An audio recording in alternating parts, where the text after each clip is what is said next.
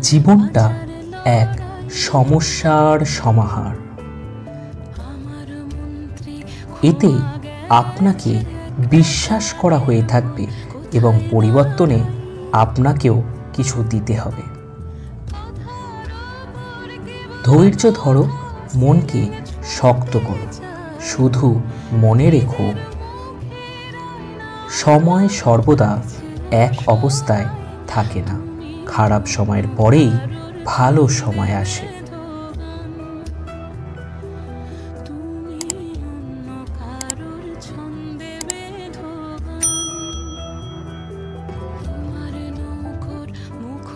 মন বোঝার মতো কেউ নেই, অথচ ভুল বোঝার মানুষের অভাব নেই।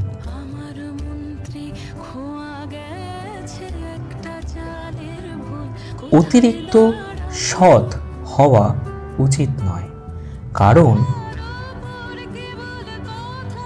সোজা গাছগুলিকেই সবার আগে কাটা হয়। আঘাত মানুষকে কষ্ট দেয় না, বদলে দেয়।